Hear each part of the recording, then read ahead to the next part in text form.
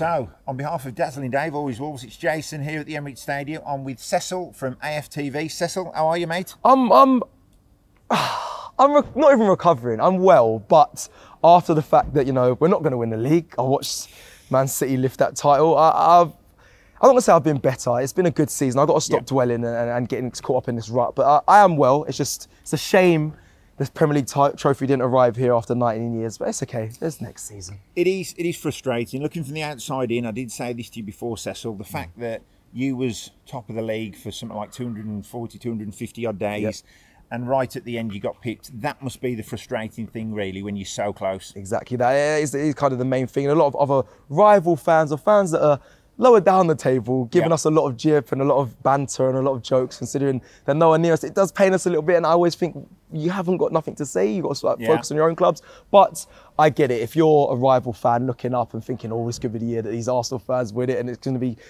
hell for us. It never happened in the end, but it was a good season. A lot of things to take from it. Great style of play and identity. Fans closer to the club.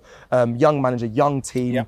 There's a lot to look forward to, and I've wanted to see my team compete for so long, and we're back there now, and hopefully it does continue, and I'm back very much enjoying it. Very much enjoying it. Now, you've obviously just mentioned Arteta there. I mean, good young manager. His first job in management, he's done an incredible job here at the Emirates. Massive job, and coming in straight away and winning the FA Cup is a big achievement in itself, especially the players we had. They were a depleted side, shall we say, in terms of ability, but he come in straight away, got a trophy. Yes, after that, we finished in 8th twice and a 5th finish last season.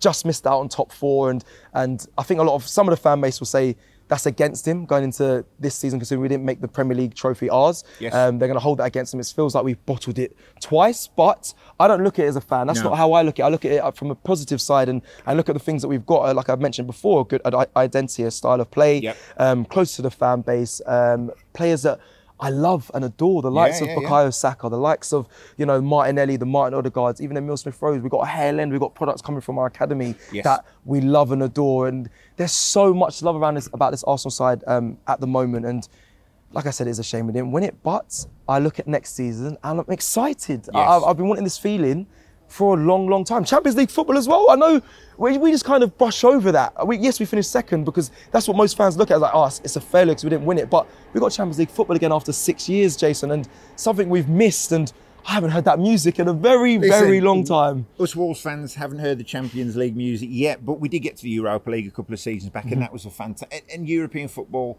is so important. And I suppose if that's what you can take from the season, because I said to you before, if at the start of the season they'd have said to you, listen, you're going to be challenging Man City for the title all season, you would have took that. Of course. Now, the season's gone so quick. We're here for the last game. It's always a tough place to come to, the Emirates, but what are you expecting? I mean, you're not expecting them to be on the beach, surely. I know, obviously, you're going to finish second, but what are you expecting out your team on the day? It's funny you say that, because I never was expecting that from Arsenal. I just thought we've been so tenacious in our play throughout the season. Yes, we dropped points towards the end, but I never thought we'd be on the beach. However, that Nottingham Forest game, and of course they're fighting for a lot, so I understand they're going to be riled up for it, but I thought we was going to match it, and sadly we didn't. It's not like they were noticeably on the beach by just taking the kick back and kicking, you know, playing badly. It just felt like they didn't want it as much, and I was fearful of that coming to this game. But there is a big factor. We're here. We're at the Emirates Stadium, where it's going to be the last home game of the season. There might be players giving their farewells. There'll be players playing off the back of new contracts and extending contracts.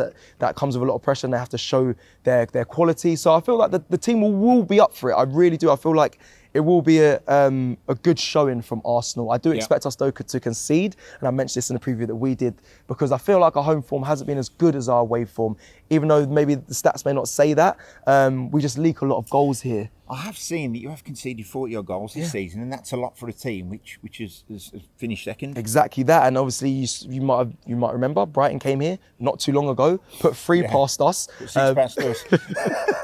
Didn't want to mention it. Yeah, I didn't want to mention it. I didn't know what I was going to say, but you mentioned it there. I mean, listen, that shows of how good of a side they are under De Zerbi, but it's not acceptable for me as a fan for a team to come here after the season we've had and then really embarrass us. They they took us to school in that fixture, and the only team I've seen really do that this season was Man City at their place. But that I understood. But Brighton come here and really schooled us. So I am worried about the form here at home, but like I mentioned, last home game of the season, last game of the season, the players are they should turn up, and I think it'll be a good game. I expect to concede.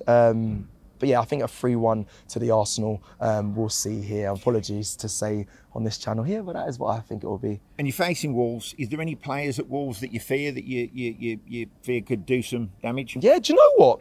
I think you guys have got a really good side, and I don't know what it is. Every time, like back in the seasons, back a few seasons ago, where I think you crossed it in the box, you chipped it over one of our players. I think it might have been Prudence or someone. They lifted it over and scored it. And I was like, oh my days, like. Got a quality bunch of players here, very technical. I like Prudence, I like Ruben Neves, like I mentioned before as well. Under Lopetegui, he's just hit new heights. I think he's always been a good player. We've been linked to him, so he's always been a good player. But under Lopetegui, he's been really, really good. I mentioned about Adama Traore. Yes.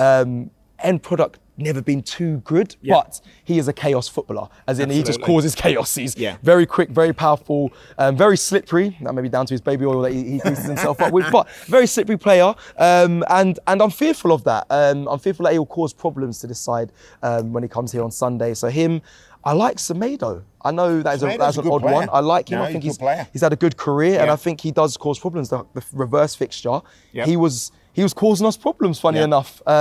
So I like him. I'm just trying to think, I think they're kind of the main names. Prudence, Ruben Neves, Semedo, Adama Traore. And you mentioned your centre-back. I haven't seen loads of him, but you said he's been a great addition to Wolves. So something I'm fearful of. Has been a good addition. He also gets forward on corners, and he does create some havoc in the box, to be fair, and that's something we've missed. We've struggled for goals all season, as you can see. You guys haven't. Your forward line, you've got 2 players on 15 goals, 1 on 14 goals.